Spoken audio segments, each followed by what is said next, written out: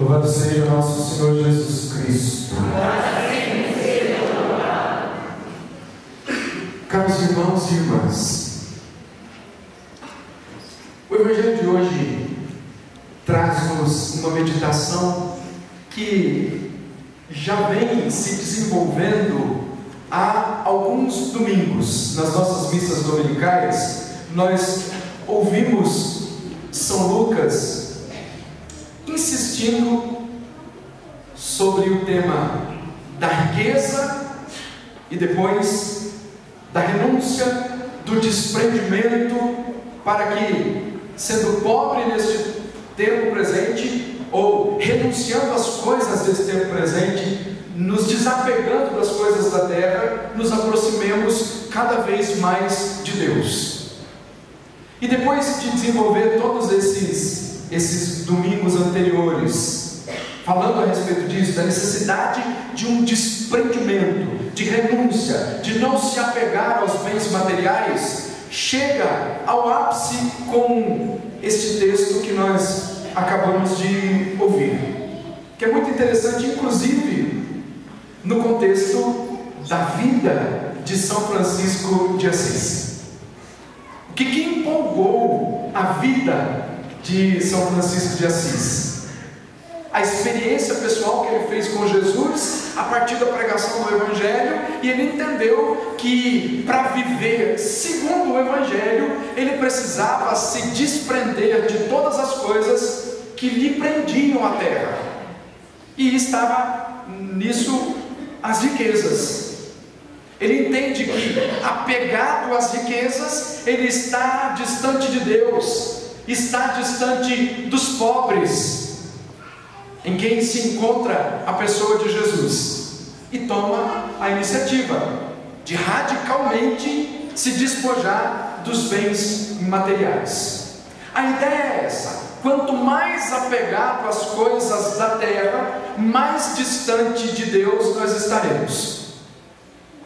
E quanto mais desapegados das coisas da terra, desprendidos das coisas desse mundo, embora precisemos dela, eu gosto sempre de lembrar disso, porque a gente não vive da brisa, né? A gente, aliás, quase que para respirar a gente tem que pagar também, mas a gente não vive de brisa, a gente precisa de trabalho, precisa pagar as contas, precisa se locomover, precisa de uma casa para morar, precisa. Mas o grande apelo do Evangelho é que sejamos desprendidos, não coloquemos o nosso coração nas riquezas, nas consolações deste tempo presente, que o nosso coração de fato esteja em Deus, embora precisemos das coisas nele, nessas coisas todas, dos bens passageiros, não deve estar a nossa esperança. A nossa esperança tem que estar alicerçada em Deus.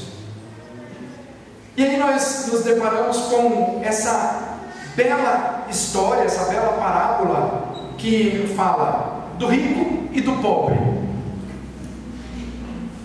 Primeiro, dá uma definição de como é que vivia esse rico. Um homem rico que se vestia com roupas finas e elegantes e fazia festas esplêndidas todos os dias. Me parece que nessa narrativa, nessa pequena introdução, mostra qual era a preocupação deste homem rico. A preocupação é a de aproveitar muito bem a riqueza, aproveitar muito bem o dinheiro que tem, que na linguagem atual seria aproveitar a vida. E é um grande erro de algumas pessoas quando começam a pedir a Deus que lhes dê um bom emprego, começam a pedir a Deus que lhes dê uma vida próspera, e rezam muito para isso. Tem gente que faz cerco de Jericó, faz novena, faz jejum, faz penitência, faz muito sacrifício, porque quer pedir a Deus e recebe de Deus, mas começa fazendo muito sacrifício, muita oração, pedindo a Deus um emprego melhor. Eu quero um emprego melhor, eu quero uma vida melhor, eu preciso, e acaba conseguindo. Só que depois se esquece dos dias em que esteve na presença de Deus pedindo uma vida próspera. É uma prosperidade que, embora tenha sido alcançada através de um pedido a Deus, mas é uma prosperidade que leva o homem à tristeza, se ao adquirir os bens, ele se afasta de Deus. É uma prosperidade que, embora tenha o recurso, ele pode se afundar numa profunda tristeza, porque uma felicidade que está baseada simplesmente nos bens materiais, ela tem um prazo de validade determinada, acaba logo. E é muito próprio até do nosso subconsciente aqui. Há um prazo determinado de validade para os bens que nós adquirimos, não aquele prazo de validade que está lá impresso no rótulo ou qualquer coisa parecida com isso. É porque é um período muito curto de tempo para que a pessoa que adquiriu aquela casa, fez uma reforma de uma casa, conseguiu aquilo que queria, num tempo muito curto de espaço, ela já não está contente com aquilo. Então precisa mudar a cor, precisa mudar os móveis de lugar, precisa fazer alguma coisa, porque já não estou muito contente com isso. Eu preciso de algo que me dê um sentido. E algumas pessoas acabam ficando presas aos bens materiais por conta disso, presa às coisas deste mundo por conta disso, e vão se distanciando de Deus. Mas volta àquela ideia das pessoas que pedem a Deus a graça de um emprego melhor, de uma prosperidade, pedem a Deus que tenham uma vida melhor, e depois conseguem e se esquecem dos dias que estiveram na presença de Deus, pedindo a graça que precisavam. Porque depois a ideia é: eu preciso então aproveitar. Como é que eu adquiro uma casa na praia e depois não vou aproveitar aquilo que eu consegui com tanto esforço, com a bênção de Deus? Mas aí se esquece de Deus, deixa Deus de lado para então aproveitar as coisas do mundo. Uma coisa e outra, mas Deus precisa estar sempre em primeiro lugar. Deve estar em primeiro lugar. Se Deus não estiver em primeiro lugar, todas as outras coisas que podem trazer felicidade ao coração do homem têm um prazo de validade determinado e logo cai na tristeza novamente. O panorama ou a identificação que se faz com esse rico é essa: um homem rico que se vestia com roupas finas e elegantes, fazia festas esplêndidas todos os dias, parece que é um modelo de felicidade, até invejável.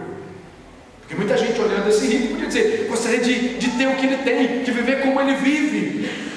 Mas também tem um pobre chamado Lázaro, cheio de feridas, estava no chão à porta do rico. Ele queria matar a fome com as sobras que caíam da mesa do rico, e além disso vinham os cachorros lamber suas feridas.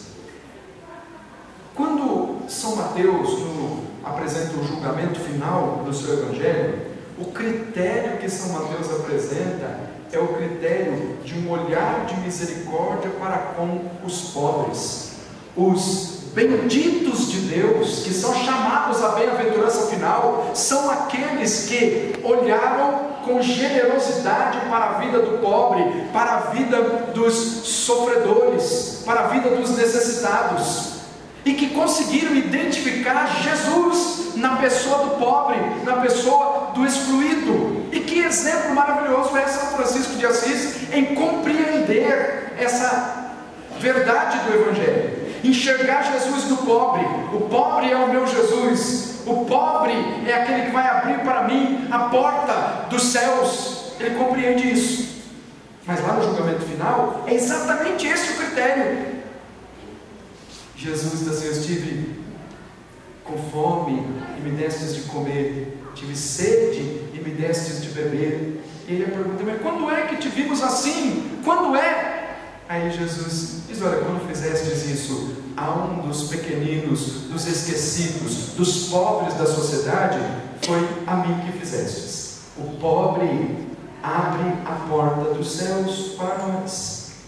O critério do julgamento final apresentado pelo Evangelho é esse: um olhar de generosidade para com o pobre, uma caridade desinteressada em estender a mão para aquele que está sofrendo, sem esperar que este lhe retribua alguma coisa.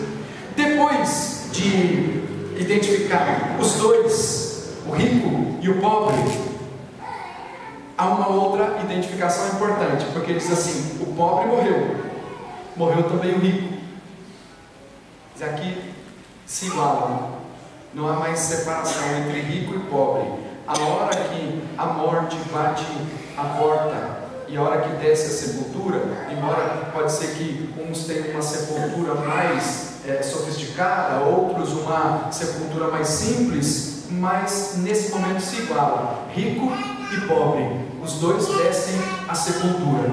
E agora é que vem o resultado daquilo que se viveu neste tempo presente. Porque se há um tempo privilegiado para a nossa salvação, é este tempo presente, é aqui, o agora, é o hoje de Deus, o tempo favorável para a nossa salvação. Então não é depois da morte. Depois da morte é o resultado daquilo que nós vivemos aqui nesse tempo presente. O Evangelho diz que o pobre morreu, os anjos levaram-no para junto de Abraão. Morreu também o rico e foi enterrado. Os dois morreram. Um teve todas as consolações deste tempo presente: riquezas, festas esplêndidas, se vestia com roupas finas e elegantes. Então, quando o homem busca somente o consolo deste tempo presente, ele já recebe o consolo deste tempo presente, toda a consolação, toda a alegria, toda a felicidade que o dinheiro pode comprar, que as coisas deste mundo podem dar. Então já teve toda a sua consolação, já teve toda a sua alegria. Veja, quando São Lucas trata do tema da riqueza, ele não está dizendo que é proibido ser rico. E eu gosto sempre de lembrar isso, porque na história da igreja, na história bíblica, na história da igreja, muitos e muitos santos ricos, reis e rainhas, que colocaram os bens que tinham à disposição da evangelização, para cuidar dos pobres. Alguns não deixaram seus tronos, continuaram sendo reis, continuaram sendo rainhas, mas colocaram o que tinha a serviço dos pobres. Até entre as mulheres que acompanhavam Jesus, o texto bíblico diz que entre elas tinha algumas mulheres ricas, que colocavam os bens à disposição da evangelização. O problema não está em possuir as riquezas, o problema está em colocar o coração nas riquezas e viver em função dela. Então, se alguém daqui ganhou a loteria, ficou rico, não há problema nenhum. Só não esqueça dos pobres e nem da comunidade. Partilhe os bens. Então, o problema não está nisso. O problema está em colocar o coração na riqueza e viver apegado às coisas deste mundo. E às vezes a gente nem é rico, nem tem tanta coisa, mas o pouco que tem faz que a gente cometa até o pecado da idolatria, que a gente fica apegado a essas coisas pequenas que temos, deixando Deus de lado depois. Mas toda vez que nós buscamos as consolações, somente as consolações deste tempo presente, baseado nas riquezas, nas coisas que o mundo pode oferecer, então estabeleceu o plano da sua vida somente para as coisas deste mundo, e aqui recebe a consolação. E o Evangelho diz exatamente isso. O pobre morreu e foi para junto de Abraão. Morreu também o rico e foi enterrado. Qual é o destino final do rico, segundo o Evangelho? Desse rico que colocou o coração nas riquezas. Na região dos mortos, no meio dos tormentos, o rico levantou os olhos e viu de longe Abraão com Lázaro ao seu lado e começa a pedir: Pai Abraão, tem piedade de mim, manda Lázaro molhar a ponta do dedo para me refrescar a língua, porque sofro muito nestas chamas. Veja o paradoxo. Antes o pobre ficava ali, sentado à porta do rico. Ele queria matar a fome com as sobras que caíam da mesa do rico, mas nem isto ele tinha. A companhia que ele tinha eram os cachorros que vinham lamber suas feridas. Agora a súplica do rico é essa: manda Lázaro molhar a ponta do dedo para me refrescar a língua, porque sofro muito nestas chamas. E o Evangelho lembra: tu recebeste os bens, teus bens durante a vida, e Lázaro por sua vez os males. Agora porém ele encontra aqui o consolo e tu és atormentado. Novamente volta a pessoa do pobre. No pobre nós encontramos Jesus. Naqueles que sofrem nós encontramos Jesus. Quando nós temos um coração ganancioso, invejoso, que julga as pessoas e acaba não ajudando o pobre, não ajudando porque diz, é um sem vergonha, podia estar trabalhando, podia estar fazendo alguma coisa para poder ganhar dinheiro e assim ter o seu sustento. A gente se comporta como o coração arrogante deste rico que se vestia com finas roupas e fazia festas esplêndidas todos os dias, sem se preocupar com os pobres e com o coração apegado às riquezas. Olhemos para São Francisco de Assis e nos lembremos disso. Depois que São Francisco fez uma experiência pessoal com Jesus, ele entendeu perfeitamente que no pobre ele encontraria a pessoa de Jesus. No pobre, no marginalizado, no doente, no abandonado, em todos aqueles que eram rejeitados pela sociedade. O que São Francisco fazia? Ele olhava para Jesus e queria viver do jeito de Jesus, tendo o mesmo sentimento de Jesus. Por isso o compromisso com os pobres, o compromisso com os sofredores. E andava pelas ruas de Assis anunciando isso, a tal ponto de a expressão que se usa logo que São Francisco começa a jogar os tecidos caríssimos do seu pai pela janela e toma aquelas atitudes, e ele ficou louco, ficou completamente louco. Francisco ficou biruta, completamente biruta, está fora de si, porque como é que pode alguém se desprender das riquezas de tal forma para viver entre os pobres? Como é que alguém pode fazer assim? Somente aquele que entendeu o conteúdo do Evangelho, entendeu quem é Jesus, entendeu. O texto de hoje é precedido de uma antífona que está na segunda carta aos Coríntios, capítulo 8, versículo 9, que diz assim: Jesus Cristo, sendo rico, se fez pobre por amor, para que sua pobreza nos assim enriquecesse. E se a gente vai lá na carta aos Filipenses, nós encontramos novamente expressões muito parecidas. Ele era de condição divina, mas não se apegou ao fato de ter essa condição divina de ser Deus, mas ele se despojou, se desprendeu, esvaziou-se totalmente, assumindo a pobreza, a condição de escravo, se fez pobre, obediente até a morte e morte de cruz. Por isso foi exaltado. Isso, na carta aos Coríntios é muito semelhante a isso. Ele se fez pobre por amor, para que na sua pobreza assim nós nos enriquecêssemos. Essa é sempre a imagem de Jesus. Por isso que não há um apego da igreja, ou aliás, não há na igreja o anúncio de uma teologia da prosperidade, que diz assim: olha, se você não for rico, se você não tiver bens em abundâncias, você não está na graça de Deus. Essa é uma teologia anunciada por pessoas que montaram um Jesus segundo o seu próprio esquema, porque não voltam aquele Jesus bíblico, aquele Jesus pobre, obediente até a morte de cruz.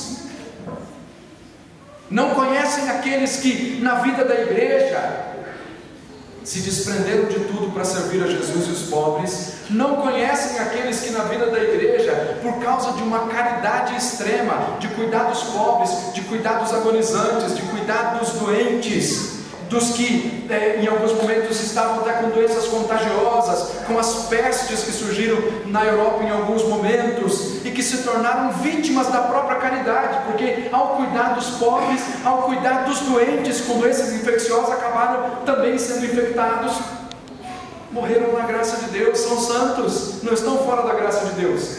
E quando alguém fala de uma teologia da prosperidade, diz assim: olha, se você não tiver bem financeiramente, é porque você está fora da graça de Deus.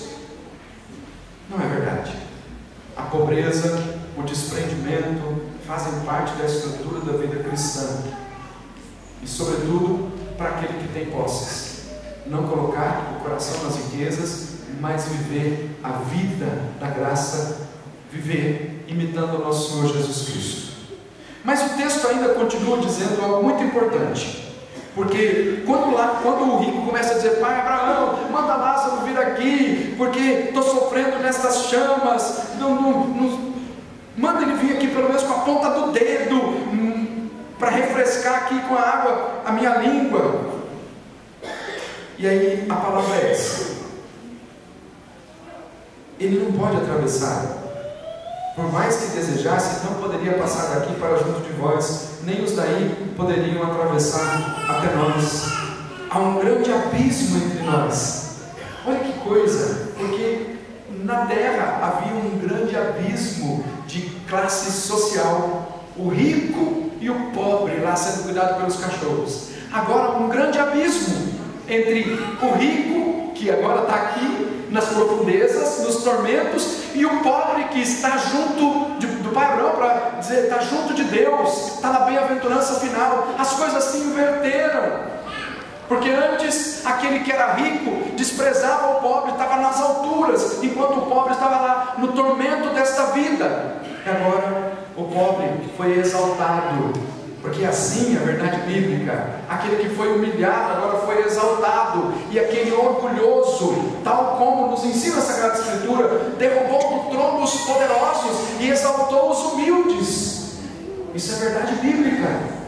Então, quanto mais apegado às coisas da terra, mais distante de Deus, a gente já vai estabelecendo o nosso plano de vida para cá, se apegado às coisas da terra. E é como a lei da gravidade: quanto mais apegado às coisas da terra, mais para baixo, mais para baixo, mais para baixo, até as profundezas do tormento que é apresentado pelo Evangelho. Quanto mais desprendido das coisas da terra, mais próximos de Deus, e Ele no final exalta os humildes, exalta os pobres. E fica claro que este tempo presente é o tempo favorável para a nossa salvação. O que nós vamos levar para a sepultura? O que nós vamos levar para o caixão quando formos sepultados? As coisas deste mundo? Não vamos levar. E tudo vai apodrecer, mas as virtudes não. A caridade feita não. As virtudes todas, elas têm e terão um grande valor diante de Deus. O compromisso para com os pobres, a caridade bem feita, tudo isso vai ter muito valor. Essa é a riqueza com a qual nós temos que nos apegar. As virtudes: crescer na presença de Deus, viver a vida de santidade, crescer na vida de fé. Essas são as riquezas que nos colocarão nos céus. As coisas deste mundo, o apego às coisas deste mundo, nos afastam de Deus. Olhemos para São Francisco de Assis e aprendamos a nos desprender das coisas deste mundo para viver a vida da graça, na pobreza. Embora precisemos das coisas deste mundo, mas é sempre bom lembrar disso, ter um olhar para com os pobres e não se apegar às coisas deste mundo. Quanto mais apegado às coisas da terra, mais distante de Deus. E quanto mais desapegados, desprendidos das coisas da terra, mais próximos de Deus. É sempre colocado diante de nós dois caminhos. Esse aqui é o caminho da felicidade terrena ou o caminho da felicidade eterna, dos prazeres deste mundo ou da bem-aventurança final. Cabe a nós então escolher. E nós temos diante de nós São Francisco de Assis nos indicando o caminho. Escolham o caminho do desprendimento, escolham o caminho da pobreza, tenham amor para com os pobres, façam obras de misericórdia e de caridade, porque essas obras nos colocarão nos céus. Que São Francisco de Assis interceda por nós, para que, trilhando esse caminho de pobreza e de desprendimento, alcancemos o reino dos céus. Assim seja, em nome do Pai, do Filho e do Espírito Santo. Amém.